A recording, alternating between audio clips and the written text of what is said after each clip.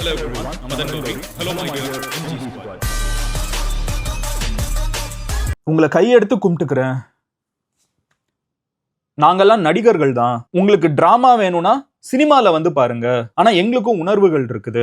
தயவு செஞ்சு எங்களுக்கு கொஞ்சம் பிரைவசி தாங்க அப்படின்னு சொல்லி ராதிகா சரத்குமார் இன்னைக்கு வந்து ஒரு லிட்டரலா பாக்யராஜ் சாரோட உடல் வந்து கிட்ட இருக்குது. அந்த ஆம்புலன்ஸ்ல இருந்து அவங்க கையெடுத்து கும்பிட்டு எல்லா மீடியாவையும் கேட்கறாங்க. எல்லா மீடியாவும் இதை அப்லோட் பண்றாங்க. நான் நினைச்சேன் சரி finally someone has talked about it. இனிமே வந்து மீடியா வந்து இந்த கூட்டம் இருக்காது. அவங்கள கொஞ்சம் அவங்களுக்கு ஏன்னா எதிர்பார்க்காத ஒரு மரணம் கரெக்டா. அவ்வளோ பெரிய ஒரு லெஜெண்ட். நேத்திக்கு வந்து ஒரு வெட்டிங் ஃபங்க்ஷனுக்கு போயிட்டு வந்த மாதிரி கூட நிறைய பேர் நம்ம பார்த்திருப்போம். ஒரு செலிபிரிட்டி வெட்டிங் போயிட்டு வந்திருக்காரு. வந்த மனுஷன் திடீர்னு இறந்துட்டாருங்கிறது வந்து எல்லாருக்குமே வந்து ஒரு அக்செப்டன்ஸுக்கு கஷ்டமா இருக்கும். இப்போ நீங்களோ நானோ வந்து அவர் கூட வளர்ந்தவங்க கிடையாது, அவர் கூட வாழ்ந்தவங்க கிடையாது. எனக்கு ஒரு டைம் அவரை நான் பார்த்திருக்கேன். Such a gem of a person. அவ்வளோ ஒரு அவார்ட் ஃபங்க்ஷன்ல நாங்க ரெண்டு பேரும் கிட்ட வந்திருக்கிறப்போ அவ்வளோ ஸ்வீட்டா பேசினார். எனக்கும் அதை தாண்டி அவரை பர்சனலா தெரியாது. நம்மளுக்கு தெரிஞ்சது அவரோட ஒர்க் மட்டும் தான். பட் அவரோட சில்ட்ரன், அவரோட வைஃப், அவரோட ஃபேமிலி, அவரோட ஃப்ரெண்ட்ஸ், அவங்க யார் கூட வளர்ந்தாங்களோ, யார் கூட நடிச்சிருக்காங்களோ, அவங்களுக்கு அதை தாண்டியும் ரிலேஷன்ஷிப் இருந்திருக்கும், ஃப்ரெண்ட்ஷிப் இருந்திருக்கும். அதை தாண்டி அவ்வளவு உணர்வுகள், அண்ணன் தங்கச்சி அத்தனை பேர் பழகி இருப்பாங்க. எல்லாமே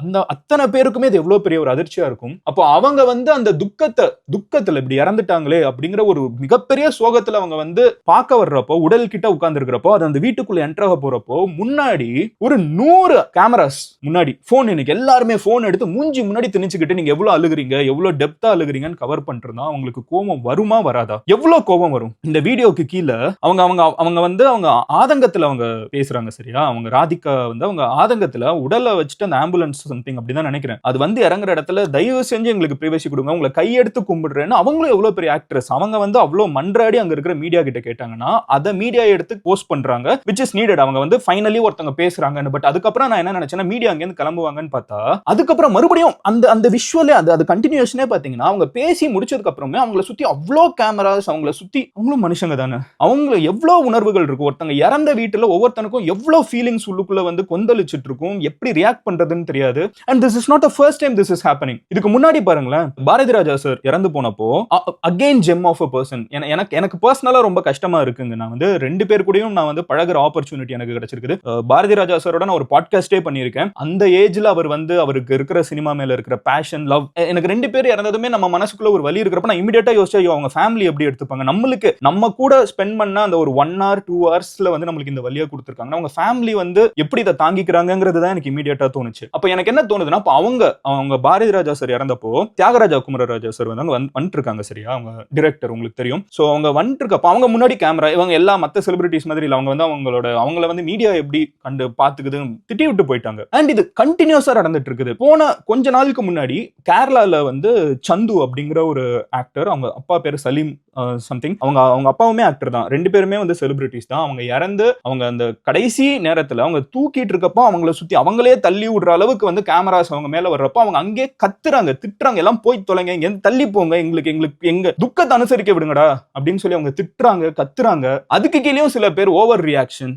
இன்னைக்கு வந்து ராதிகா மேம் பேசினதுக்கு கீழே அத்தனை பேர் ஓவர் ரியாக்ஷன். எப்படி ரியாக்ட் பண்ணாம இருப்பாங்க? Just because someone is famous. ஒருத்தங்க ஃபேமஸா இருக்காங்கிறதுக்காகவே இன்னைக்கு அவங்கள நம்ம கமாடிட்டியா பார்க்க ஆரம்பிச்சிட்டோம், அவங்கள ஒரு ப்ராடக்டா பார்க்குற மனநிலை எப்படி நம்மளுக்கு வர ஆரம்பிச்சிச்சு? எனக்கு ரொம்ப ரொம்ப கஷ்டமா இருக்குது. ரொம்ப நம்ம சொசைட்டி எப்படி இவ்வளவு மோசமா போக ஆரம்பிச்சிச்சு? நம்ம இப்படி கிடையாது. நம்ம செலிபிரிட்டிஸோ ஒருத்தங்களை வந்து பிடிச்சிருக்கனாலும் அவங்கள நம்ம பாசிட்டிவா பார்ப்போம். ஆனா அவங்கள கமாடிட்டியா மாத்தி, அவங்கள ஒரு ப்ராடக்டா மாத்தி, அவங்களோட துக்கத்தை வந்து எனக்கு எல்லா உரிமையும் இருக்குது, முதல்ல நான் பார்க்க விடுன்னு சொல்லிட்டு நம்ம எப்போ இதை பார்க்க ஆரம்பிச்சோம்? இது மொத்த பப்ளிக்கையும் நான் பிளேம் பண்ண மாட்டேன். நடுவில் இருக்கக்கூடிய சில மீடியாஸை நான் தெளிவா பிளேம் பண்ணுவேன். Because this is a media culture and people வந்து கன்சியூம் பண்றாங்க.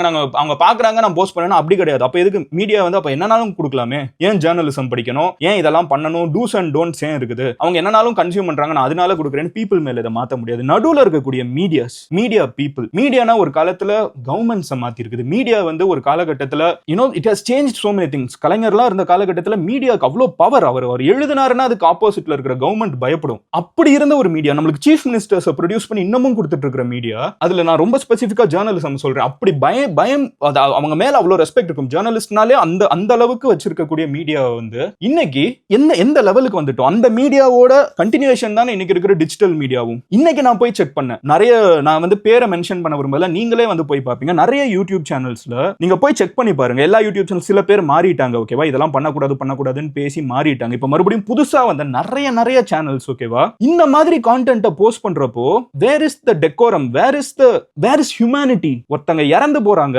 அது அவங்க இப்போ நம்மளுக்கு வந்து நம்ம குடும்பத்துல யாராவது ஒருத்தங்க இறந்து போனவங்க, நீங்களே ஒரு எக்ஸாம்பிளுக்கு எடுத்துக்கோங்களேன். நீங்க யாரையாவது ஒருத்தங்களை யோசிங்க, நம்மளுக்கு ரொம்ப பிடிச்சவங்க, நம்ம க்ளோஸா இருக்கிறவங்க இறந்து போயிருப்பாங்க, இயற்கை நீதி. அவங்க இறந்து போனதுக்கு அப்புறம் நம்ம இப்போ வருஷங்கள் ஆயிருக்கும், after few months or years நம்ம திரும்பி பார்க்கறப்ப அவங்களோட ஸ்பெண்ட் பண்ண டைம் ஞாபகத்துக்கு வரும். பட் இந்த செலிபிரிட்டிஸ்ங்கள கிளாஸ்க்குள்ள மாட்டிட்டு இருக்காங்கல்ல, இந்த மீடியா கவர் பண்ண மரணங்கள் இருக்குல்ல, அவங்களுக்கு எது ஞாபகத்துக்கு வரும்? அந்த இறந்து போன அந்த உடலை வந்து அவ்வளவு தடவை மறுபடியும் போட்டு அது ஞாபகத்துக்கு வரும். அந்த ஃபியூனரல் ஹோம்ல வந்து எல்லாம் தள்ளுமுள்ளு நடந்துச்சு, மீடியாக்காரங்க எப்படி உள்ள வந்தாங்க, இதெல்லாம் வந்து இது வந்து ஒரு காலத்துல அப்படி இருந்த மீடியாவுக்கு இன்னைக்குமே இருக்கிற மெயின் ஸ்ட்ரீம் மீடியாவுக்கு கூட சம்டைம்ஸ் இந்த இழுக்கான கெட்ட பேரை வந்து என்னப்பா இவங்க மீடியாக்காரங்க இப்படிதான் பண்ணுவாங்க, அந்த no you can't justify that. எனக்கு அந்த கேரளால நடந்த அந்த சந்து அவங்கள சொல்றேன், எனக்கு என்னால நினைச்சு கூட பார்க்க முடியல. அப்பா இறந்திருக்காங்க, அப்பா அவ்வளோ பெரிய ஆளு, சக்சஸ்ஃபுல் ஆக்டர், அவ்வளோ புகழ் பேர் எல்லாமே இருந்தவங்க, கடைசி நேரத்துல அவங்களோட சென்ட் ஆஃப் வந்து நிம்மதி அனுப்ப முடியாது. பிகாஸ் அவங்கள சுத்தி ஒரு 100 பேரு அவங்க சேனல்ல அவங்களோட உடலை எடுத்து போட்டு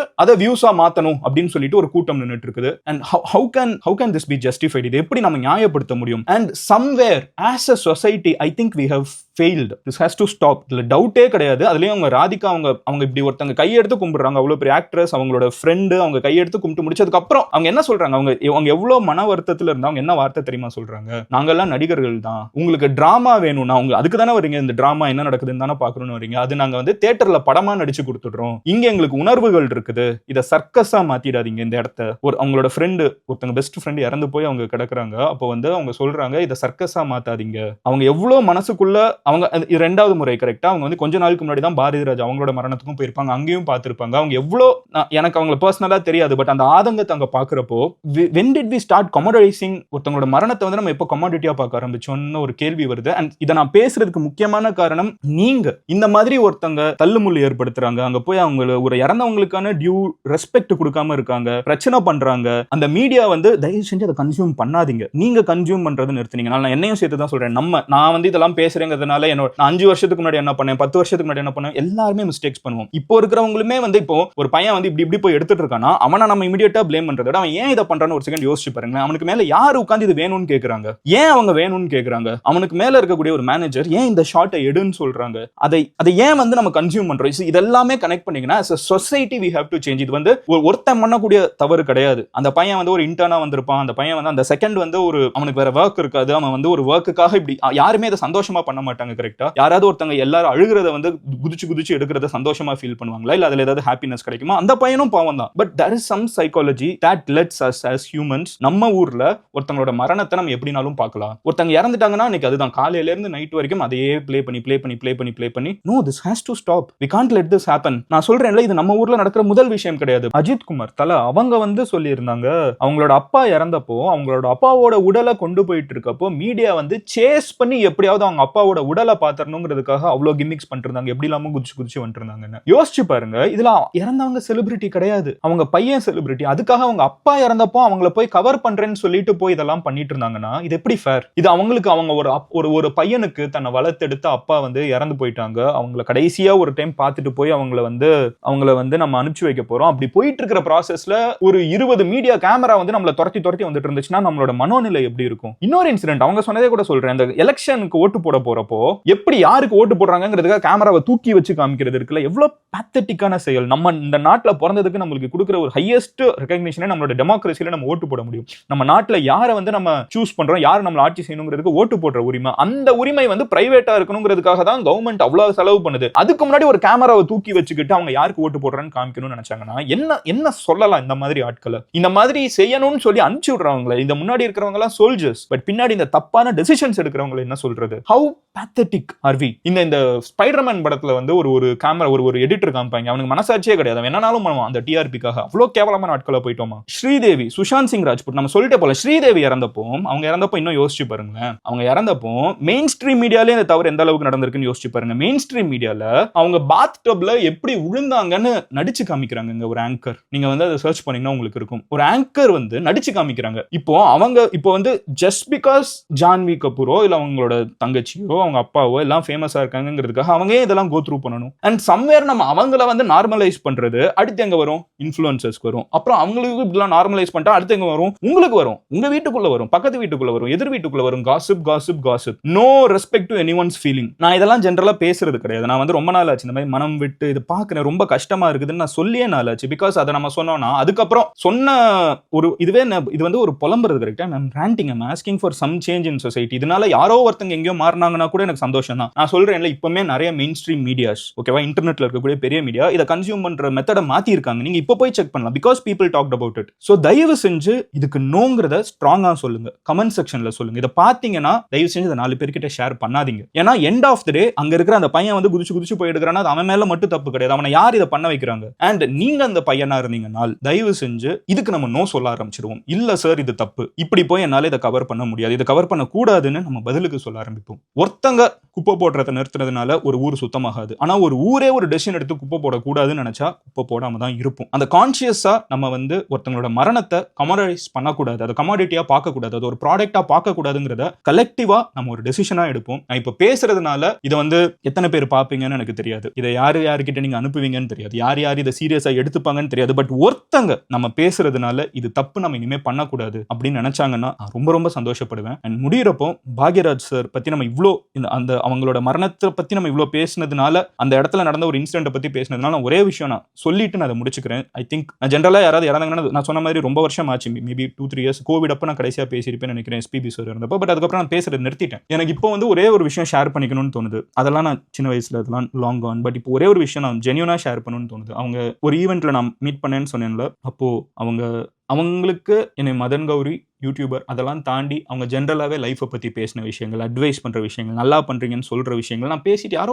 ஓகே நார்மலாக பேசுகிறாங்க, நல்லா பேசுகிறாங்க, நம்மளுக்கு என்ன தெரியும், நம்ம வந்து கேடிவியில் படம் பார்த்துருப்போம், அவ்வளோதான். பட் போய் நம்ம ஒரு ஏஐ கிட்ட சொன்னால் ஏஐ வந்து அவ்வளோ ஹைப் ஆகுது. அவங்க he's one of the greatest, he's one of the goats of Tamil cinema, Indian சினிமான்னு சொல்லலை, ஆனால் ஹிந்திலலாம் போய் பண்ணிட்டு வந்திருக்காங்க. I genuinely did know. But நம்ம வந்து அவ்வளோ பெரிய ஒரு லெஜண்ட் நம்ம கிட்ட இவ்வளோ கேஷுவலாக இவ்வளோ கேண்டிடாக ஃபாலோ பண்ணுறாங்க, இவ்வளோ நல்லா பேசுகிறாங்க அப்படிங்கிறதே எனக்கு வந்து அவ்வளோ பெரிய ஒரு ரொம்ப நம்ம கத்துக்கணும். நம்ம எதை கத்துக்கிறோமோ இல்லையோ இந்த அளவுக்கு ஹம்பிளா ஹியூமிலிட்டியோட இருக்காங்க, இந்த அளவுக்கு அவங்க வந்து எல்லாரையும் ஈக்குவலா ட்ரீட் பண்றாங்கிறது எனக்கு ஒரு பெரிய லெசன் இருந்துச்சு. அவ்வளவு பெரிய லெஜண்ட் என்கிட்ட அப்படி பேசணும்னு அவசியமே கிடையாது. அந்த லெசனை எனக்கு கொடுத்த ஒரு லெஜண்ட் இன்னைக்கு much earlier than normal. 70 is not a age.